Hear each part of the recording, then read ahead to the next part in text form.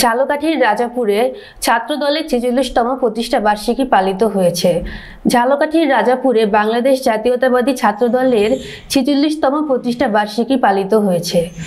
বুধবার সকালে দলীয় কার্যালয়ে পতাকা উত্তোলন, সকাল ৯টায় বধ্যভূমিতে ফুল দিয়ে প্রতিষ্ঠা বার্ষিকীর কার্যক্রম শুরু করে। সকাল ১১টায় রাজাপুর মডেল পাইলট উচ্চ বিদ্যালয় মাঠে আলোচনা সভা অনুষ্ঠিত হয়। আলোচনা সভা শেষে বর্ণাঢ্য র্যালি বের করা হয়। র্যালিটি উপজেলার প্রধান প্রধান সড়ক প্রদক্ষিণ করে দলীয় কার্যালয়ে শেষ হয়।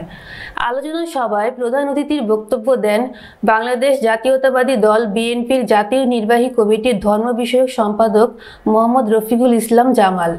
বিশেষ অতিথির বক্তব্য দেন উপজেলা বিএনপির সভাপতি অ্যাডভোকেট তালুকদার আবুল কালাম আজাদ, সাধারণ সম্পাদক মোহাম্মদ নাসিমউদ্দিন আকন, ব্যারিস্টার গোলাম জাকারিয়া, সহসভাপতি আব্দুল হক নান্টু, সাংগঠনিক সম্পাদক অ্যাডভোকেট নূর হোসেন, যুবদল আহ্বায়ক মাসুম বিল্লাহ পারভেজ, স্বেচ্ছাসেবক দল আহ্বায়ক রতন দেবনাথ, ছাত্রদল সদস্য সচিব মোহাম্মদ রফিকুল ইসলাম মৃধা, নয়ন তালুকদার, তুহিন, সোহেল প্রমুখ।